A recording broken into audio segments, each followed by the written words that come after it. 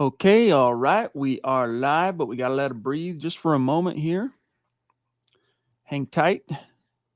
Hang in there, like the memes say. We're going to get things rocking. Excited to talk to everybody tonight. Ooh, and we are good. Welcome in, everybody. It is the Mile High Huddle podcast, and I'm your host, Chad Jensen. With me, my fellow football priest. You know him, you love him, Zack Kelberman. Zack, much has been made for a good reason of Nick Bonito's injury and absence. What do we know about it? You had the story for us at milehighhuddle.com, an update on Nick Bonito, and when can Broncos fans expect to see him back in the lineup? Yeah, I mean, coming out of the Chargers game, Sean Payton was pretty vague about what was ailing Nick Bonito. Finally, yesterday, he came out and said it's an MCL issue for Bonito. He called him questionable. He said he's optimistic, but Bonito was DNP for Wednesday and Thursday's practice, Chad. So unless he's limited, that would give him a slight chance to play Sunday. But I still think the following Sunday, next week against the Chargers, it will be his return. So it's not an overly serious injury. I'm surprised that Peyton said anything about it, just knowing his style, but it is good to at least get a little bit of context. Yeah. They could use it. I mean, that's one of the things that as we get closer to the end of this season, and we'll see how the playoff thing shakes out for the Broncos, but starting to kind of keep at least a fraction of our brain on roster needs, the draft, free agency. Man, I feel like the Broncos really need just a sure thing, no-brainer edge rusher to pair with this young core, because each of them, they're like a sum of their parts, so to speak, Right. rush linebacker core, and they're good, and they each have their strengths and things they bring to the table, but none of them are really complete, especially Zach, as it applies to, or when it comes to consistency. But hey, Nick Bonito, last I checked, still leading the team in sacks, maybe by a half sack over Cooper now. He has 7. Yeah, he also leads the Broncos in tackles for loss with 11. So his absence was definitely felt. But you're right. They don't have that stud alpha at outside linebacker. They need like a Von Miller type talent. Right now, they have a collection of role players and number twos, no true number one. So yeah, any position in the front seven, Chad, should be upgraded this offseason. What do we know about Greg Dulcich? Because I want you to answer this, Zach, but I just want to set the stage real quick, because they brought him back, or he hasn't been activated off injured reserve, but they did start his clock last week. He practices Wednesday, listed with a hamstring. And then when the injury report comes out the next day, or the practice report, I should say, he's a DNP, and it's now hamstring / foot. So Yep. he suffered a foot injury. And then Monday, and of course, they didn't activate him. What they ended up doing was signing Lucas Kroll from the practice squad to the active roster. And then cut to Monday, Sean Payton in his conference call said that, hey, pump the brakes on Dulcich being done for the season because of the foot. We think he still can play. We're going to know more this week. I mean, a couple practices in, 2 DNPs, right? Yeah, he was working off to the side today, but technically DNP. I'll believe it when I see it with Greg Dulcich. I mean, he's literally Jake Butt part 2. It'd be great to get him on the field, but you can't count on him to ever remain healthy. So they're going to have to keep pushing forward for the time being, Chad, with Adam Troutman and Chris Manhertz and Lucas Kroll. There's lots and lots more to get to, guys, but as it's just kind of happens to be tonight, you know what I'm having for dinner? I mean, it's a game day. It's not a Bronco game day, but it's a game day. And I bet you'll never guess what I'm having for dinner. Pizza. That's right. And you too should make Little Caesars the official pizza sponsor, by the way, of the NFL, part of your game day, as it is here at Casa Jensen and MHH Central. You order online during our Pizza pregame 1 hour before and 3 hours after NFL kickoffs, plus all day Sunday, and get ready for some football and fun. You choose your favorite Little Caesars pizza or pick the toppings you crave, Zach, and either way, just like me tonight, you win. Yeah, I'm not going to judge anyone for their own preferences. I'm a big fan of Little Caesars, and I definitely feel like I'm winning every time I eat their delicious food. And speaking of winning, everyone scores with convenient delivery or our in-store pizza pickup portal. So grab some friends and enjoy a few slices during the game. All right. So, the Duchess from the top rope helping us kick things off with aplomb. Thank That's you, not with Michaela. a plum, with aplomb, with panache, with her bombastic style. We love you so much, Michaela. Thank you. it's kind of, Zach, been a little bit of a sleepy week for us here at MHH, not in terms of us and how much content we're cranking out and how hard we're working, but just kind of Broncos fans for understandable reasons. I mean, it's a busy week. Everyone's getting ready for Christmas. A lot of people are traveling or making preparations to travel. So it's kind of been a sleepy week. A super chat like this off the top rope definitely really helps us kind of catch up and feel good. So we're feeling it. We're feeling the love. Thank you, Michaela. You're the bomb. She says, Merry Xmas and Happy New Year to you and your family. Let's hope for a Broncos win. Much love, Zach. Merry Christmas to you and your family as well, Michaela. You are truly unbelievable. We can't tell you how much we appreciate it. And yes, let's hope for a Broncos win this week. And I do think, Chad, they'll get back on their winning ways against New England. Tomorrow morning, we'll have the official Mile High Roundtable article at milehighhuddle.com. So keep an eye out for that. Although if you pick apart the things we say tonight, you might be able to get a hint on how Zach and I are viewing this, as Zach just gave you. But love you, Michaela. Thank you so much. Seriously, really does mean a lot to us, especially this week. Troy, jumping in. Good to see you, bro. So consistent every single podcast, whether it's ours or one of the other shows, showing support, keeping the conversation going. Love it, dude. It says, does Troy, hey guys, we need to evaluate the young talent and we need to win. Can't wait to see how we balance that the last 3 weeks. Yeah, I mean, I think right now, it's always an evaluation, right, Zach? I mean, every time they step out onto the grass, it's an evaluation. But I think right now the Broncos really have to err on the side of production relative to, or versus, I should say, potential or youth, etc. And the reality here, Zach, is on top of that, the Broncos are pretty young anyway, and a lot of those young players are seeing the field. I mean, we just got done talking about Nick Bonito, who won't be on the field on Christmas Eve, but he's a guy the Broncos have relied on. He's in year 2. I mean, Jonathan Cooper, is he year 3 or 4? I think he's 3, right? Mm-hmm. Or is he? Yeah, year 3.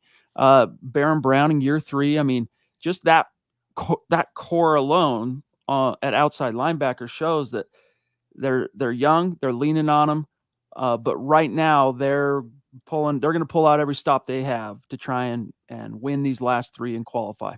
Yeah, what's the expression? You got to dance with the ones who brought you there, something like that. For as long as the Broncos are in the playoff race, I agree with what Chad said. You have to just keep rolling with your foundational players. But if they do lose this week or they get eliminated, let's say in week 18, by week 18, I would like to see some of the younger players get some action with an eye toward 2024. One player is Alex Palczewski, the tackle who the Broncos just activated off injured reserve. He's had a knee and a hand, I believe, for a little bit. He's been out of action, but in the preseason, Chad, he looked pretty good. And you might want to start planning for life after Garrett Bowles, because there's no guarantee that Bowles will return in 2024.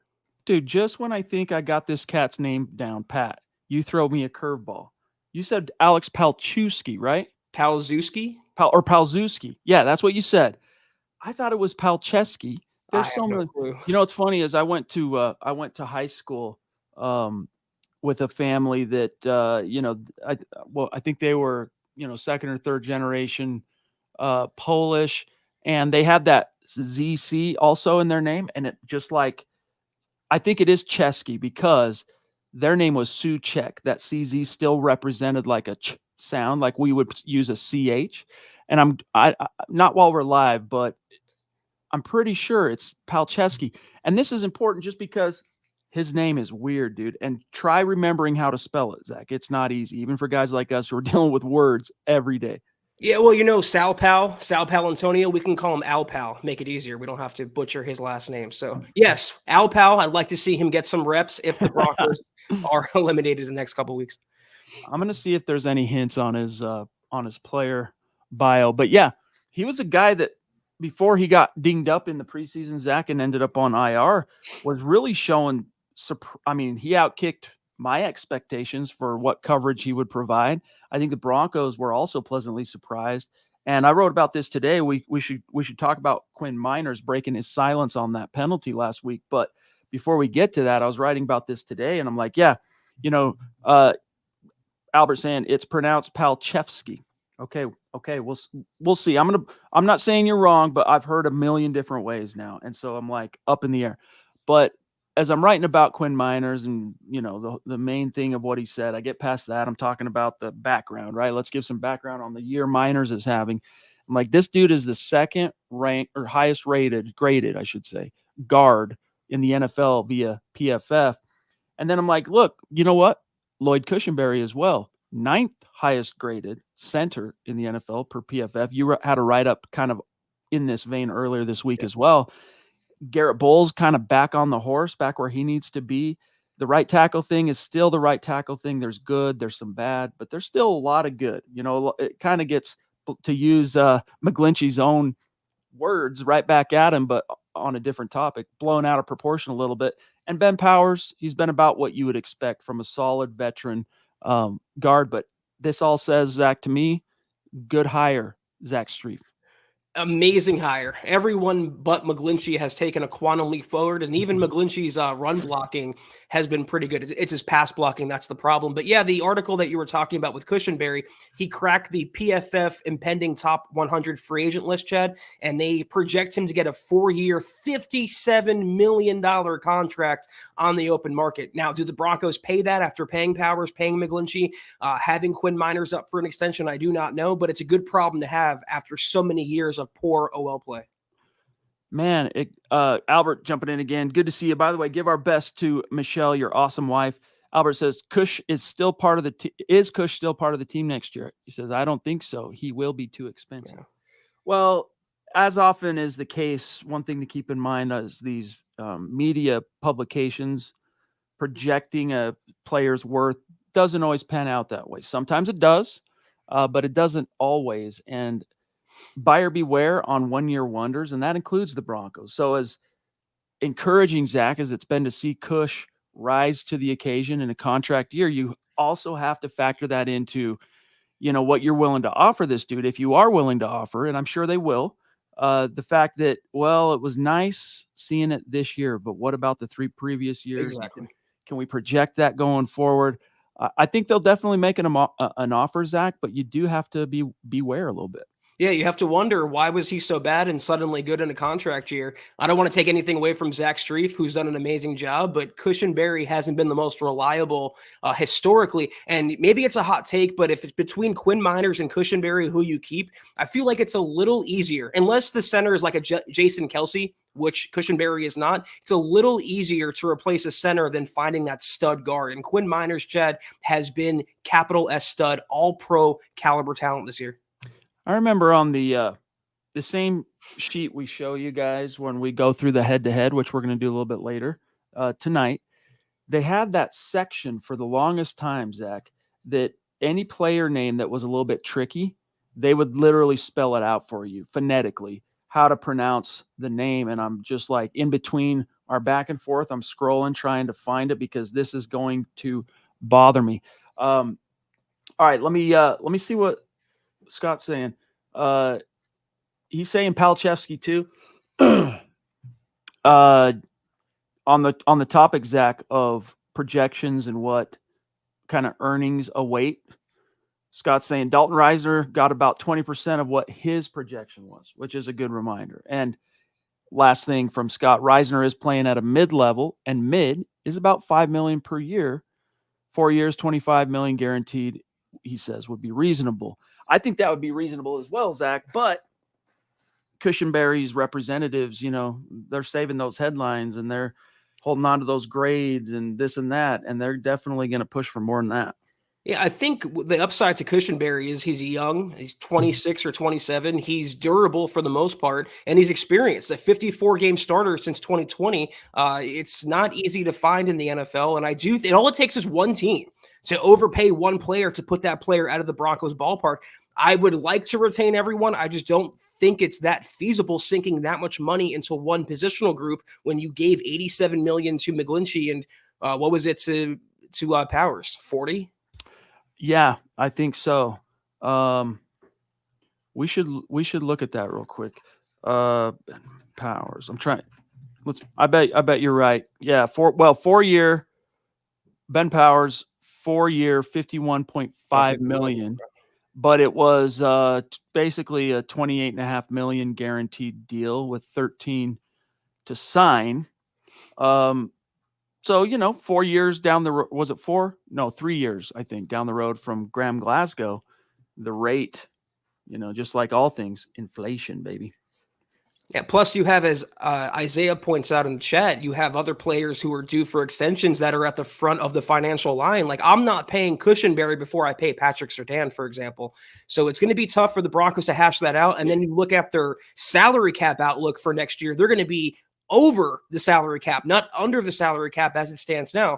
They're going to have to make some moves, Chad, to squeeze everyone under that cap. Well, and as Scott points out, the Powers deal is one of the few recent signings that is not completely underwater and upside down for the Broncos. So you got to ask yourself on a APY of whatever that is, 12.5 million plus, 12.8 million per year, has what Powers provided this season, has his performance, Zach, justified that money? And if the Broncos decide no, well, then they'll free up some cap and go find themselves another one, because it's really bizarre, uncanny, I'll even say, Zach, how similar the Ben Powers, Graham Glasgow situations were, because they were both like fringe level Pro Bowlers, not having not been to a Pro Bowl, but like fringe level on teams that, had a little bit of a reputation in the trenches at the time.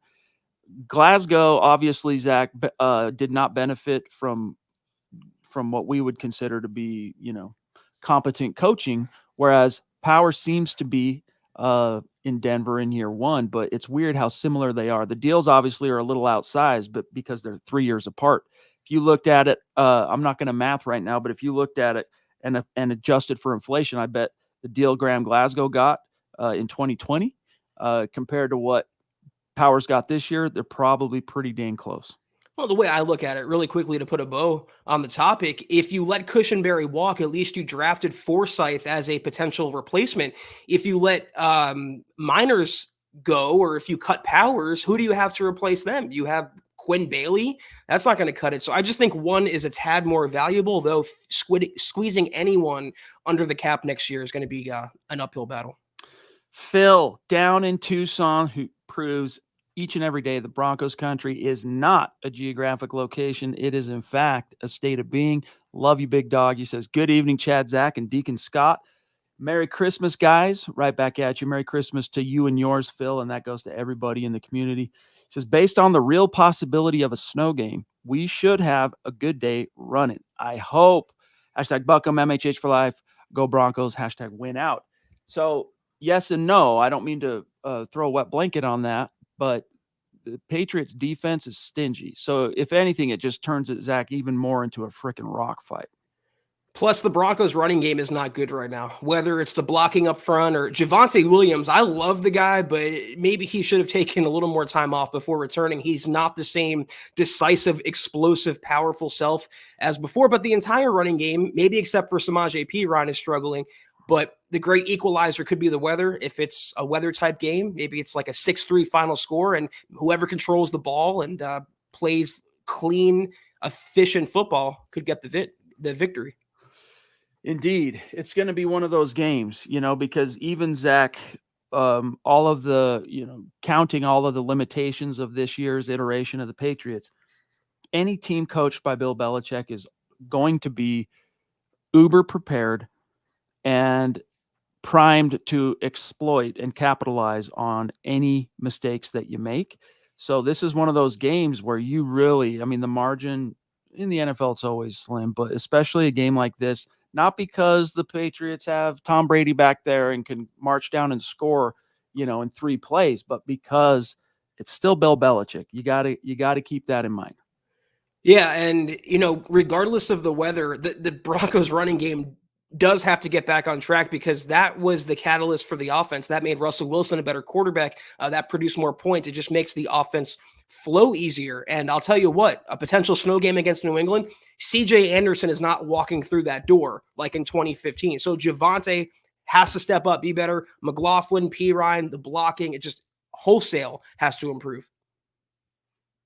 Man, that brings up some good memories for me. I was at that game. That was a legendary night. Drake, what's going on, big dog? One of our colleagues at the sister site Horseshoe Huddle jumping in. He has his own podcast, and yet here he is not only patronizing us with a very generous super chat, but contributing to the Broncos country conversation. Drake, you're a legend. Thank you, big dog. Check him out on Twitter. Follow him, D. Walster Drake, something or other, in his podcast, Horseshoe Huddle podcast. He knows what he's talking about. Drake says, dudes, Merry Christmas, boys. 2 quick hitters. 1, is Sutton playing his best football of his career? And 2, is this team making the postseason? Drake, Merry Christmas right back at you. Give our best to your missus, and excited for what's coming for you this year. Really stoked. I think, it's a negligible difference probably, Zach, or they might say a distinction without a difference. But I would put his 2019 Pro Bowl year a little bit higher than what I'm this year, just because the big popping explosion stuff was more, not as many touchdowns. Obviously, he finished with 6 touchdowns that year, but 1,200 receiving yards. It was just a more explosively consistent impact week in, week out. This year, Zach, you get stuff like this, 3 for 32 and 2 touchdowns, and then a game of 4 for, 39, no touchdowns, and then, 6 for 75 and a touchdown. Whereas if you go look at his game by games, 2019, it was just a lot more consistent. So I think he's smarter between the years. He's more experienced. He's more wise. But again, you might think, Zach, it's a distinction without a difference. But I would still err slightly on 2019. But it doesn't take away from the fact that dude is deserving of some accolades this year. Yeah. First of all, thank you so much, Drake. Merry Christmas to you and yours as well. I was going to say, it's either this season or 2019 when he was a Pro Bowler. I'm going to give the edge to this season because not only he was second in the league in touchdown catches, he's also number 1 in the league in contested catch rate per PFF. That's a big deal. That means he's back to the 80-20 self, not the 50-50 self. But what gives me the tiebreaker is he seems, Chad, maybe I'm wrong, my perception, he's getting a lot more national attention this year because of the catches he's made, the crunch time, the clutch grabs, the toe taps, the spectacular catches he's made, I think overshadows what he did in 2019. So the counting stats from that year might be better, but I think the impact he's making in a better offense with a better head coach and a better quarterback is the deciding factor. What have you done for me lately, baby? Well, for Courtland Sutton, he's done quite a lot. So again, we don't want to take that away from him. But you know what, Drake, on your second quick hitter there, man, your team's making it really hard for us to project this. I mean, one of the biggest unfortunate result of losing to the Lions last week, even though it was non-conference, was the Broncos still had quite a lot of control over how their playoff destiny would unfold. And losing that game, you lost really any modicum outside of win out and hope that teams like the Colts, who just refuse to go down, they refuse to bow out. They are in it on the division, and they're in it, obviously. If the playoffs started this weekend, for example, the Colts are in as the last wild card team, along with the Bengals and Browns. Now, on the bubble, you have the Texans as the 8 seed, the Bills 9, the Steelers, who also lost last week, at 10, then the Broncos. So as it stands, I mean, NFL.com gives the Broncos 27% chance of making the playoffs. If they lose this week, Zach, that drops to 4%. If they win, that current 27% chance of making it will rise to 37%. So it'll rise 10 points. So it just goes to show you how each and every one of these games, how pivotal each one is. So first things first, handle the Patriots. And right now, just with how hot some of these other teams are, Zach, including the Colts, the Texans refuse to go down. The Bengals have risen. The Browns won't go down. Right now, if I had to bet on it, you said, hey, mortgage payment, what are you doing with it? You know, and you're betting it, like gun to your head, what are you doing? I'm probably erring on the side of they blew it last week. Yeah, Drake, Shane Steichen has really impressed me. I would maybe consider him for coach of the year after losing Richardson. But if the Broncos went out, they would have a 79 or 76% chance of getting in. So not a sure thing, but more than likely. If they win 2 out of 3, they would need some help for sure, but a decent chance. If they lose 2, they're done. It's just so tough to me because, Chad, I feel like if they can't beat Bailey Zappi and a terrible Patriots team, if they can't beat Easton Stick and a terrible Chargers team, if they can't beat Aiden O'Connell and a pretty bad Raiders team, they don't really deserve to get in the playoffs anyway. So, yeah, you're right. Take care of business on Sunday and then hope the teams in front of the Broncos, including the Colts, lose. So true. We'll see how it shakes out, but what an exciting time to be a fan of the Broncos, and in your case, Drake, also the Colts. The Ronk jumping in with some generous stars of just a phenomenal showing on Facebook. Our ambassador on Facebook, no doubt about it. Thank you, Mike. Love you, big dog. Good evening right back at you, and Merry Christmas. Hope you're having an excellent Christmas season. Thank you, Michael. Merry Christmas to you and yours. You're awesome, big dog. A couple of quick shout outs in the chat. I see Todd Ostendorf in there. Good to see you, buddy. Albert Knoppers, of course, we've mentioned him a couple times. Pearl. Let me see. John Libbick's in the house. Good evening, right back at you, buddy. Good to see you. Yeah, this is cool. All right, so we are at, where are we at? 25, 26 minutes. I think maybe let's talk about what Quinn Meinerz said real fast about the penalty. I mean, I don't know how much it serves us to keep the conversation on Detroit, but it is worth talking about, Zach, if only because it was such a high-profile, controversial kind of moment, penalty that then led to an even more controversial moment on the sideline between Sean Payton and Russell Wilson. So real quick, I'll just read to you what Meinerz said. Actually, I'm just going to paraphrase. Here's what he said. He said, look, dude, I'll say this. It was close. And Zach, by the way, that's what you do on those goal line or short yardage to go situations. That's what I've done my entire career, is line up that close. He seemed to be, Zach, recognizing that he was pushing the envelope a little bit in terms of his, proximity to the neutral zone. However, quite clearly, without coming out and saying it, he's saying, look, it's what I do every time. And they called it this time. And then he went on to say, by the way, Zach, that the refs, not only, this is me interpreting, not only did they botch his penalty, that was like, what? But they missed a face mask on the guy who scored the touchdown, Burton. So that's what he said. What are your thoughts? Yeah, I kind of want to leave Detroit and move on to New England, but it was a ticky-tack call, let's be real. I mean, technically you could call him offside, and it seemed like the NFL is going out of their way to call these offside on offensive player penalties ever since that Kansas City game. I read that there's been more offensive offside flags this season than the last 10 years combined. It's like one of the newest trends for whatever reason. But the more important point is the dust up between Sean and Russ. And I feel Joe Lombardi, the Broncos OC, today gave a really good analogy when it came to that. He said, kind of like with Vegas, what happens on game day stays on game day. It's part of the NFL. It's part of football. It's part of coaching. You're going to have these animated, emotional moments. And Russell Wilson made light of it.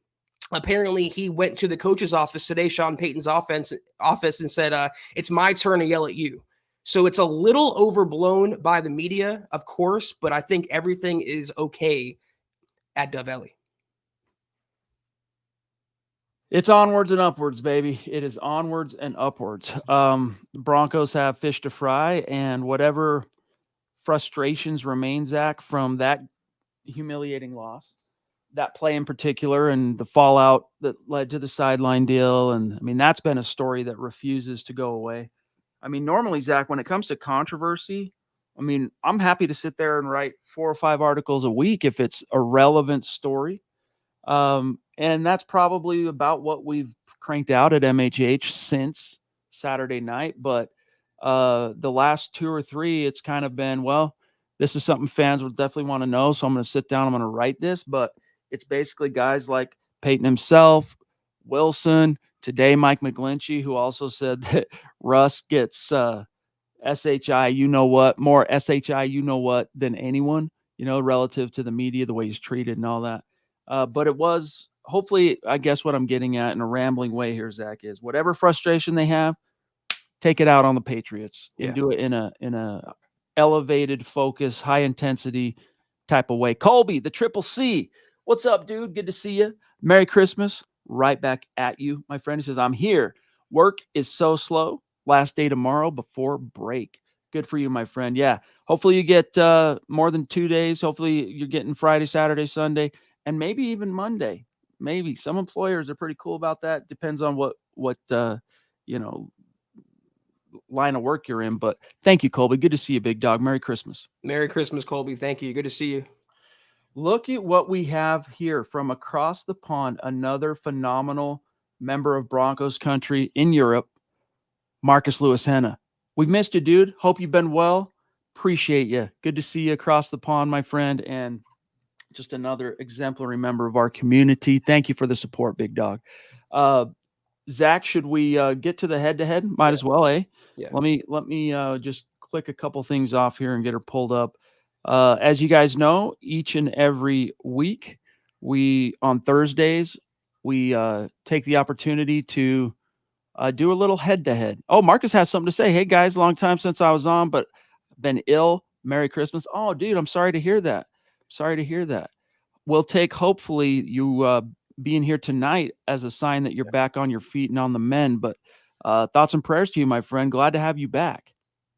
Yeah, get better, Marcus. If you haven't already, stay strong, and we appreciate seeing you. Again, have a Merry Christmas. Yeah, dude. No worries. When you're ill, that's health scare, health problems. That's understandable and has to come first, so to speak. So we get that totally. All right. As you guys know, with the head-to-head, a green signifies top 10, red signifies bottom 10, and if it's black, it's in the middle. So as we look here and examine these two teams, Bill Belichick's squad is, once again, uncharacteristically, Zach, sub 500. I mean, it's been real bad, 3-11, especially offensively. The Broncos at 7-7, though, are ranked in the top 10 still in the turnover margin. They're +5. They've taken it away 5 times more than they've given it away. Whereas, Zach, the Patriots are -8 on turnover, which only 3 teams are worse than them. Time of possession, neither one of these teams is doing well in that department. And this is a big signifier, Zach. You brought up, who was it? It was Phil said, hey, hopefully we can run the ball if it ends up being a weather game. But this is a good indication of it. The O-lines and the run game overall, they've stayed true to it, but some of the limitations and lack of efficiency right here. Yeah, I mean, if you keep scrolling, I'm sure there's more red on the Patriots side, Chad. And look at that. It's like the Broncos offensive years past. I'm not concerned. I'll keep it short and sweet for my analysis on this side of the ball. I am not concerned with the Broncos defense, as bad as they looked against Detroit, simply because the Patriots offense is horrific. I mean, Bailey Zappi, the corpse of Ezekiel Elliott, like a rookie receiver into Mario Douglas, and Hunter Henry, the tight end, who is a little banged up right now. He was limited in practice today. That is your starter cast in New England. The Broncos should have no issue holding them to lower yards, low points, and putting the offense in a good position. But that's where my concern is, and we'll get to that in a second, Chad. It's the Broncos offense against the Patriots defense. Yeah, look at all that red. So offensively, yardage per game, Patriots are 28th. Points, they're dead last. They're only averaging 13.3. Rushing, under 100, ranked 25th. Passing, they're 26th. They've been picked off 16 times, which there are only 2 teams who have been picked off more. But they've only lost 6 fumbles, which is tied for the 8th fewest, so they at least have that going for them. It's the only thing, really to hang their hat on. I guess maybe red zone percentage, but they've been sacked 36 times. Third down, there's 3 teams worse than the Patriots. But the red zone, Zach, at least they seem to kind of have their ducks in a row there. They're ranked 13th. Meanwhile, the Broncos, yards per game, 25th. Let's see, points, 21.7, which is good for 16th in the NFL. Rushing, 112 per game, that's 14th. Passing, though, the flow of game stuff and just overall the philosophy of run first, it served the Broncos well, especially over that win streak, but it does come at a cost. You really got to make hay, and when you get your chances to exploit openings and opportunities in the play action off of your run game, Zach, if you don't hit on them very consistently, you'll be one of these bottom 10 teams in passing. Been intercepted only 8 times, though. That's been a saving grace, which is tied for the 4th fewest. But 11 lost fumbles, most of which are as a result of Russell Wilson's strip sacks. And Bad. Courtland That's Sutton. yes, exactly. True. Too. All right. Sacks allowed, though. Look at this. You thought the Patriots were bad with 36. Broncos are worse with 40. Third down percentage, the Broncos Zach 20th, and red zone they've plummeted to tied for 22nd. I mean, I don't really care. Everyone wants us to have the monster passing stats, but they are 6 points better in points per game than they were under Nathaniel Hackett. You can still win with this offense. And again, it's not that's my bigger concern is the Broncos offense against the Patriots defense. And we scroll down, Chad. Everyone's clowning New England because of how bad they are, but that Belichick D remains legit. Pause. Taylor, brother, appreciate the super. Good to see you. Says we'll be back on track this week with a win. Been a while, but did you guys believe PJ Locke had a bad game last Saturday? I hope both sides bounce back. We will answer that in just a moment. Hang tight. As soon as we're done here, we will come back and talk about PJ Locke and at least share our thoughts on that situation relative to Kareem possibly coming back. I mean, he's no longer suspended, so he can come back this week. So hang tight on that, Taylor. All right, let's look at these two defenses. The Broncos still are ranked in the bottom because of a couple of real ugly ones early in the season, but they have chipped away at that steadily. Last week wasn't a help, obviously. That sent them the wrong direction relative to the rankings. But if you look at these Patriots and the defense, top 10 in yards, rushing, only one team is better than the Patriots, Zach, at stopping the run. They're allowing just 85 yards per game, but they're also allowing 21 points per game. So that ties them for 16 or puts them at 16th. Passing, you can basically, to really move against the Patriots, you got to be efficient through the air, and you can exploit them. They only have 9 picks this year as a team, which ties them for 21st fewest. Let's see. Fumble recoveries, 5. Only 3 teams have less than the Patriots there. And total takeaways, this is just an absolute killer. They only have 14, which ties or ranks them 29th, and also they're 29th in sacks. But again, they're saving grace defensively, stopping the run. And as you would expect to see, Zach, from a Bill Belichick unit, very disciplined and effective situationally. Third down, they're ranked 12th. And then in the red zone, they're ranked 6th. Meanwhile, the Broncos, 11 picks, 13 fumble recoveries. That's 24 takeaways. They're no longer first in the NFL. It's been a lot slimmer pickings the last couple, 2-3 games, and especially last week, not getting one. They've dropped to tied for 3rd. Sacks, they only have 36, which ties them for 20th. And then third down percentage, they've been very good here. Very good. Has Vance Joseph's defense on third down. They're second. They're the second best defense on third down. And then in the red zone, Zach, middle of the pack, ranked 21st. Yeah, the Pats don't need necessarily sacks or takeaways when they're getting teams off the field on third down and keeping them out of the red zone or the end zone for the most part. So Belichick is on point this year. And I mentioned this on Monday. That's what he's going to do. He's going to take away Javonte, take away P. Ryan McLaughlin, take away the running game, and make Russell Wilson beat him down the field. Can Russell Wilson do that? We shall find out. But you said something about the Miami game is still influencing these numbers. That was 3 months ago. It doesn't necessarily correlate anymore, Chad. And the Broncos have allowed 5.1 yards per carry on the season. If that were to hold, it'd be the worst mark in franchise history. It's a major coaching deficiency, and it's a major personnel issue. That front seven needs serious work in the offseason. It seems to me it's definitely more of a personnel, a dearth of personnel. But Vance Joseph, you got to try to do more to overcome that, in my opinion. But I mean, even just look at, as you were talking about yards per rush, but I mean, even look at the Broncos yards per play. Yeah. 5.96, that ranks them 30th. Now, if you take out the Dolphins game and the Lions game, be curious to see what that number is, but you can't. It's part of the tapestry. It happened. So this is where they rank. So yeah, there you have the defensive head-to-head. And then just a quick couple of observations on specials. Riley Dixon, Zach, has the last few weeks steadily been bumping up from being like one of the worst 2 or 3 punters. He's climbing. His net punting average is much better. His gross punting average has improved incrementally. But other than that, that's the only area of the Broncos special teams that is not top 10. There still are the Broncos, thanks to Marvin Mims, first in punt return average and first in kick return average.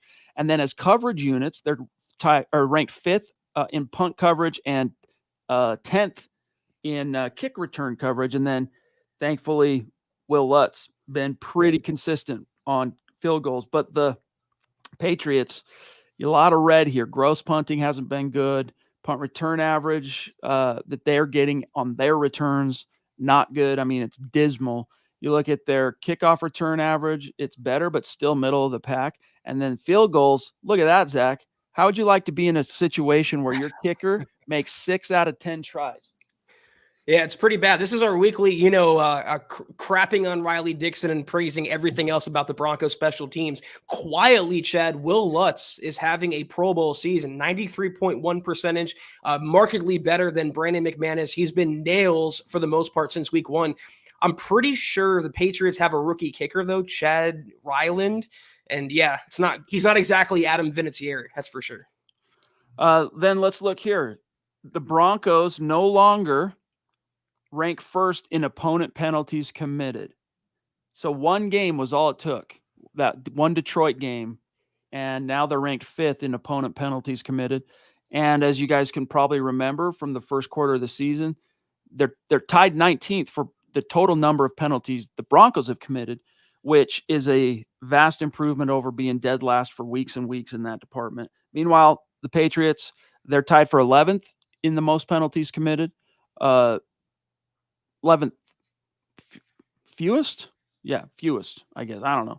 But anyway, opponent penalties committed, though, they are not doing as well at getting their opponents, I guess, Zach, to lose poise or they've just been unlucky one way, one or the other. It's got to be fewest because they have a better ranking with a lower number of penalties. So It's a typical Belichick team for the most part. Good defense.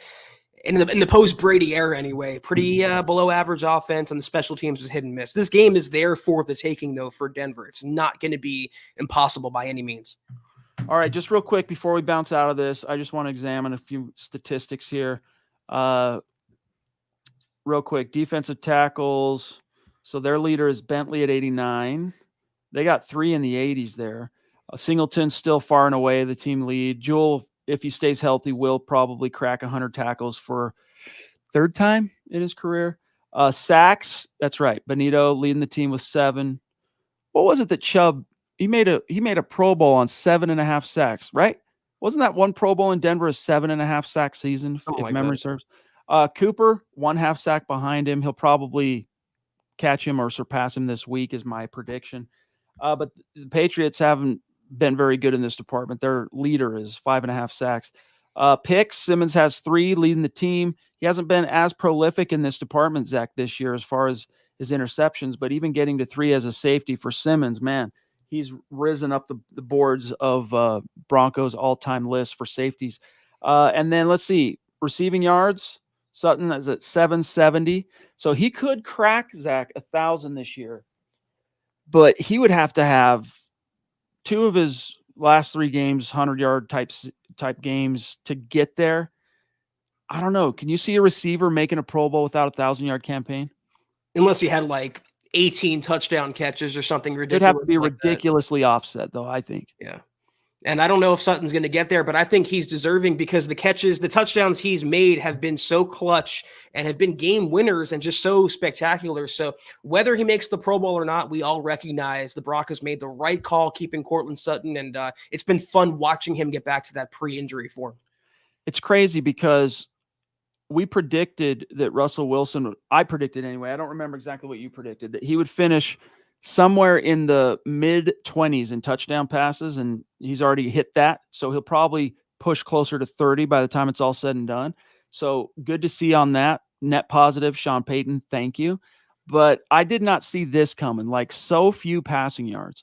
I mean, dude, if this was a traditional for decades and decades 16-game season, he'd barely be projected based on his average, getting over 3,000. Luckily, he gets 3 more bites at the apple. He'll probably finish, I mean, just based on his average, he'll finish somewhere around 3,400 passing yards. But Yeah, it's been a weird kind of quarterback season. Steps forward by Russ, Zach, but also just weird warts and limitations persisting. Yeah, I think I said these predictions were so long. I think like 3,200 would be Russ's floor, and it just mattered the context of those yards, and it still matters. If you watch the game, I mean, he's never going to really have a 400-yard, 4-touchdown performance, but that's not how the Broncos' offense is structured. It's not how Sean Payton is drawing up the game plans. If he can have 200 yards, 2 touchdowns, no picks, no fumbles, and the Broncos win, that's a good game from Russell Wilson, for me anyway. Okay, so before I forget, let's talk about the topic for Taylor real quick here. So you guys are probably wondering, well, why hasn't Kareem Jackson already been put back on the roster? It's a good question. I think it's mainly the Broncos are trying to figure out how to rob Peter to pay Paul because they have to cut someone to bring him back. They have till Monday. I don't know what's going to happen there. I can't imagine, though, Zach, that they're not going to reinstate him. I don't know who ends up being on the losing end, but let's get to what he's saying about PJ Locke. Nobody had a good game on defense last week. Did he have a bad game last Saturday? Yeah, I would say he had a bad game. That whole secondary, that whole defense had a bad game, uncharacteristically, Zach, of how he's been playing. But yeah, I do think he'll bounce back. But a little setback. Hopefully that's all it was. I mean, I can make a list of the Broncos' biggest problems coming out of that game, and PJ Locke would be way near the bottom of that list. I mean, he's a good young player who's still ascending and still developing, and I love him at that safety spot a lot more than I do, ancient Kareem Jackson, who is just a negative influence because, yeah, he's a good run stuffer, but between the penalties, the reputation, the negative PR and baggage he's bringing, and also his lacking pass coverage, he needs to be a role player. He needs to be the backup he was supposed to be if Caden Stearns was gonna stay healthy before the season. So just put PJ Locke in place of Caden Stearns and call it a day with K-Jack. There you go. Thank you again, Taylor, and appreciate your patience, big dog. We have let me see what Mr. Producer's saying here. Yeah, so Chubbs, thank you for the reminder. His Pro Bowl season of 2020, 7.5 sacks. But for what it's worth, he got his, if you guys remember, Zach, he got his Pro Bowl, had the notable kind of lost composure press conference. Remember, this was still, I remember that one in particular being it's 2020. So it was still the pandemic year. It was a Zoom press conference and he was overcome and whatnot, but he was dealing with an injury. And so he missed the last 2 games. He got found out he got the Pro Bowl. They gave him a presser and then shut him down. So he probably would have come close. He would have had a shot at 10 sacks as a Pro Bowler, but it was surprising. To this day, I'm still shocked he got a Pro Bowl, Zach, at 7.5 sacks, and then we'll grab Gary. I still think if for 100 years, I'll say unequivocally, the Broncos made the right call trading Bradley Chubb because it turned into Sean Payton. Chubb, though, had a monster game. I don't know if you saw what he did over the weekend to the Jets, Chad, and Nathaniel Hackett, but he was the first-round pick the Broncos thought they were getting. That was the Bradley Chubb we all thought would be a consistent force in Denver. He just was never consistent enough. 3 sacks, 2 forced fumbles last week against the Jets. On the season, he's got 9.5. So good for Chubb. Gary, the GLP, the swashbuckler himself. He goes hard. He goes fast.